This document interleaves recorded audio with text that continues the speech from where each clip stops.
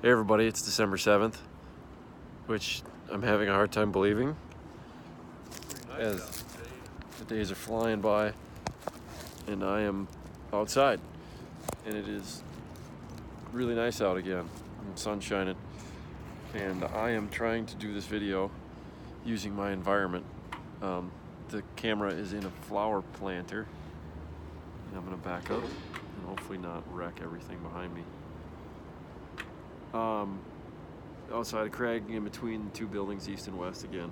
It's been a while since I've done a video outside, so I figured today would be a good day to do that. My updates have been a little bit further between. I think it's just the chaos of everything that I've got going on, and just the days are 9 to 5 with PT, 8 to 5, basically 8 to 4 every day with PT right now. I've been starting my days every morning with it's called an activity daily living practice. I practice putting my pants on every day, and I'm getting pretty good at it. I have the technique down now. It's just a matter of strength. It's a lot of me leaning forward to touch my toes basically as I'm sitting in my bed and working basically in a stretch. As I'm stretching forward and resting on one shoulder, trying to pull with the other hand. So pretty trying. It's pretty hard on my shoulders. So yesterday it finally was to the point where we'd had a full day of ADLs and slide transfers and power up and everything else. So I had gotten pretty tired. I really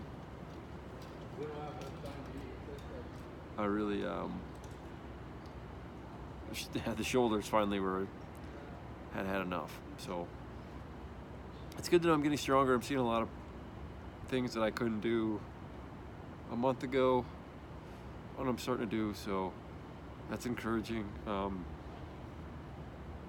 I know that Casey Schaefer came by on Monday, and Dylan and Jill here this past weekend. Everybody was just always very, very encouraging. Thank you. Because of they see these changes. They're able to. They saw me when I was in the ICU last, so that's always encouraging. I guess I'm probably really hard on myself, rightfully so. Just trying to get better as fast as I can. Just trying to get back to a life of a little bit of what I remember. Let's see, other things happened this week of notes. Surgery got scheduled for the 3 o'clock on the 12th. So that's happening, coming up next week. So I'm looking forward to having that behind me. It's a good thing, no doubt. But it'll definitely set me back a little bit. I know that I'll be in bed for a little while, maybe a day. But it sounds like the surgeon wants me back in my chair pretty quick, back to PT, so that I am ready for the January 3rd discharge. Still struggling with blood pressure, falling low in the mornings this week. That was a challenge. But today we were able to do something that's called an Erigo, E-R-I-G-O, and it's basically a standing frame, but it looks like the board that you would put Frankenstein on, when they're standing them up to, go get the lightning, basically, and they're stand up and walk out of it. So it's like a table that tilts up, but this table has a set of foot plates on it that move up and down for walking motion. So Rose, my dad, hooked me up to a bunch of electric stim pads that stimulate all my leg muscles, and the machine and the computer is basically stimulating each muscle in a pattern to make my legs move in a walking motion. So I was able to get upright, I think to like 85 degrees or something like that. So I'm almost fully upright because of the stimulation and moving my muscles, that my blood pressure didn't fall at all, which is really good. been really encouraging. So that's something I really want to get to, not have to worry about in the mornings, is waking up and not have to have my blood pressure fall. And I get lightheaded, so that's it. And I can get off of blood pressure meds too in time. I got today on Wednesday, they delivered my power chair, which I am sitting in right now, and I'm gonna wheel around the table so everybody can take a look at it. It doesn't look like much, anything special, I should say. Excuse me, as this thing is a really jumpy controller. But it's a front-wheel drive made by a company called Quantum. See it there? Maybe. Anyhow, there's me in my Christmas sweater, my new chair. More pictures and stuff I'll be posting later, once I actually own the chair, because health insurance right now has denied the claim for the power chair, saying it is not medically necessary. So my insurance is through Pacific Northwest. The company is, I think, based out of Washington. And I'm repositioning a chair to make space for myself. But it's a company that I had gotten insurance through the marketplace and I've paid for out of my pocket from the last couple of years. But they said it wasn't medically necessary, and that is a bit disheartening. So it's a very expensive thing, but it's also very necessary for somebody like myself.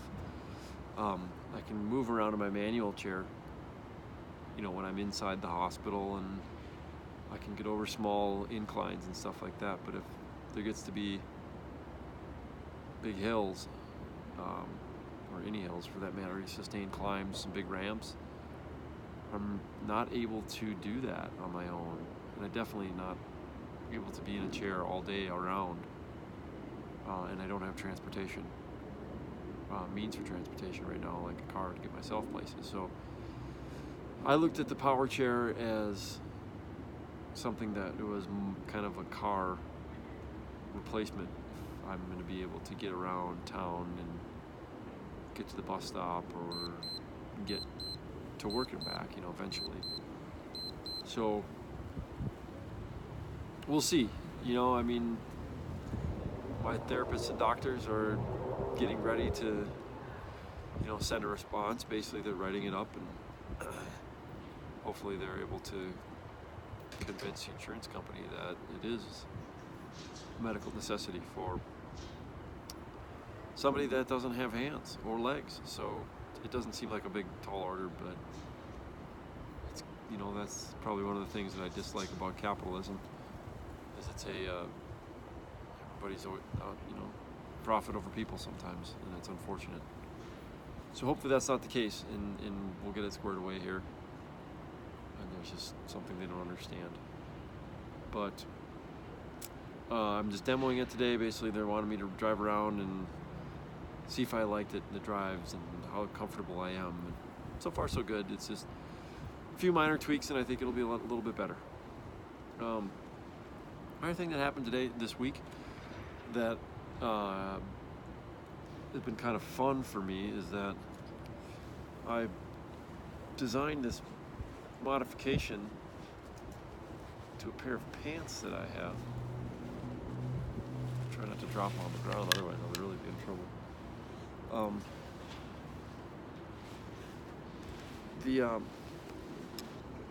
So you'll hold these things up. This is a pair of pants that it's pretty run-of-the-mill. Kind of a stretch fabric, khaki-looking thing, but on the side is a zipper on the thigh. You can see, if I hold it up, there's the length of the leg. And that zipper basically is on the side of my thigh, right next to the seam. And that zipper's got a loop in it, of course, for my hand, so I can put my thumb through it and pull on it.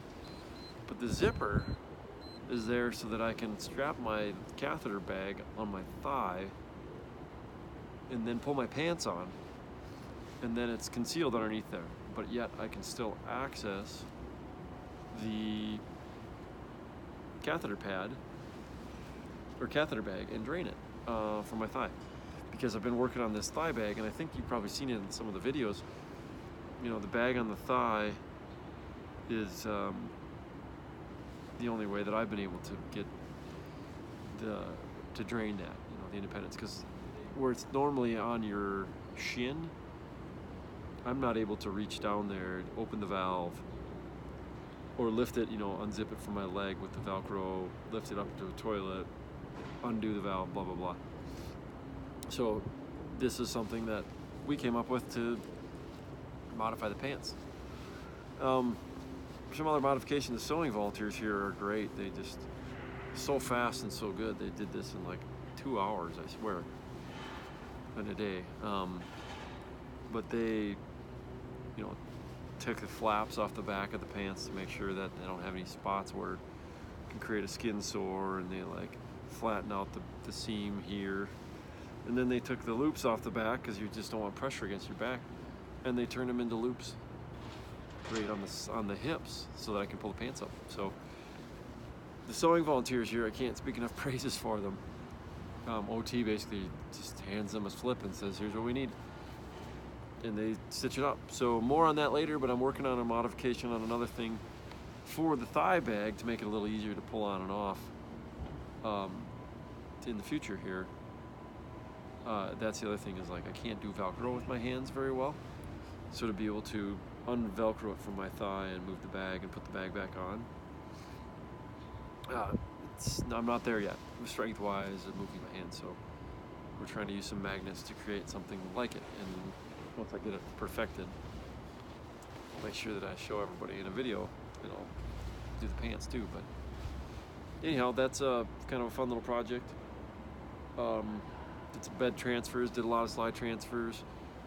Saw this, I transferred into a car. Hopefully you saw that video. There's just basically that's like the front end of the car is clipped off, but it's on the 4th floor. And it was a little Hyundai, so I was able to slide transfer into that, which was not super smooth, but we did it. It just, like everything else, is going to require some practice.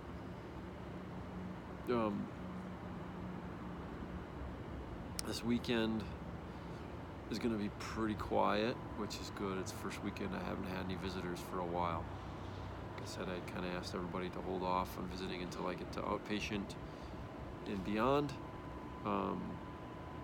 just because I'm trying to make a plan, get budgets together, and just relax a little bit too, you know. So just Dad and I. Brandon's going to bring the dog over tomorrow. We'll go to the park, throw some ball, play some frisbee, and then you know, hang out. Oh, and then of course my Christmas sweater. I'm sure everybody's seen this, but the strap is over it because that's the only strap I have right now. The Christmas sweater, because today's the Craig Christmas buffet downstairs. They do prime rib kind of once a year for all the staff, which is amazing. So again, kudos to Craig. I got to meet the board of directors yesterday and I gave another little talk just on how I got here, why I chose Craig, how my experience has been. They are curious, obviously. This is the regular administrative board, not the foundation board. The foundation board was the last presentation I gave about a month ago. This was the actual administration of the hospital. So the CEO was there, and some of the VPs, and the rest of the board. And it was really nice. Good people. There was 5 of us that presented, or talked to another group of 15 or something like that. But they were listening. They were wanting to hear what we thought could be improved, and my suggestion was they needed to improve the water. The Inglewood water is notoriously bad. Everybody that some people drink it, they get used to it, but I think a lot of people that come here and they taste it, it's pretty gritty. So that was one of my big suggestions, and of course I made some some comments about efficiency operations for nurses, ways to save them some time, so that in turn they can spend more time with the patient. So we'll see. Those are just my 2 cents, but I don't really have. I'd like to see the nurses not work quite as hard, because they are great. But sometimes when you see them struggling because they don't have enough time, the old operational excellence guy kicks in and is looking for solutions and ways to make their jobs easier, because they're very caring people. I heard from a bunch of people, some cards. Got a few more bags of coffee in the mail. My nurse TG even brought in some coffee. Her name is Tigist, is how it's pronounced. She's from Ethiopia, and she brought in some Ethiopian coffee today, which was fantastic. Adam Pecor had brought me coffee last weekend from some roasters in Fall Creek, Wisconsin, very close to my hometown of Altoona. And that coffee was very good. So everybody, thank you, that's been bringing and dropping coffee off. Casey Schaefer brought me a bag of coffee. Thank you guys. It was awesome. The nurses say thank you. The CEO says thank you.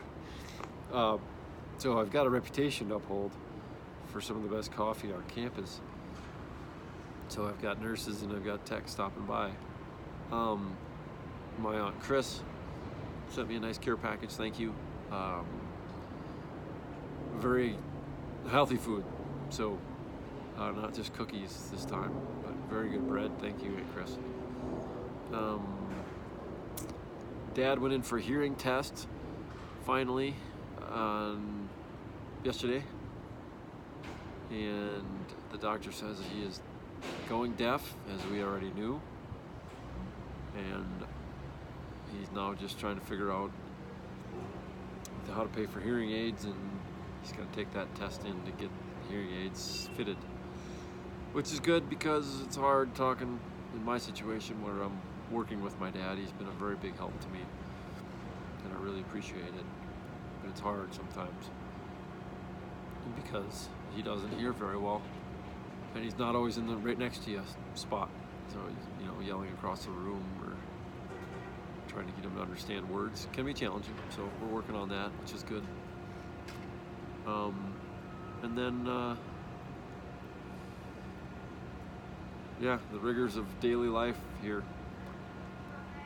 I'm back into my shower chair now, and the pressure sore that I had for Thanksgiving that put me on bed rest has been healed. I'm back to normal there. Excuse me. Which is good. It took about 2 weeks to basically get itself healed up, but it's maybe a little bit pink, but not bad. We just gotta really be careful with that way. So I'm now back to my normal shower chair and administering my bowel program, as well as giving myself my showers now. I would say I'm at that 90% mark, where that final 10% will be tough to get, that full independence, but it's all about practice. So it's encouraging, being able to pour soap into my washcloth and sponge myself off or put it in my hair, and be able to hold the shower handle and do that kind of stuff. I'd love to post a video of that, but I don't think it's appropriate. I just let you guys take my word for it. And then, and big news, they sold my car this week. Greg Seitz bought car 801 because he was so impressed with it. I'd like to think that was the only situation, but I think he really did need the car, and I appreciate it. Greg, I know he didn't have to. Hopefully he didn't feel obligated, but yeah, so that's good. A little bit of a relief just to get some of that stuff going. My renters move out of my house on the 21st of December. I have it posted on Airbnb. Trying to find some month-to-month renters for the next couple months. Somebody that's looking for a vacation home. Somebody that needs a house for a sabbatical in Missoula. It's great. It's furnished. I've got a property manager to help me out with that. It's in a great location. You can bring your dog. It's fenced in yard. It's on a dead-end street. it's a good place. So not sure, I'd like to think that I'll be able to get back there someday, but I'm not really sure in the forefront if that's the right thing to do. So owning a house right now that's not accessible in Missoula is a challenge. So that's why I'd like to make my long-term goal to be back in Missoula, a place I love, I've learned to love, and grown a lot. But I don't know what condition I'll be in at that time when I get back there. So I'm trying to understand how to get independence, and then getting there, and then figuring out what I need when I get back to Missoula. What kind of house, what kind of help, all those things, what kind of work.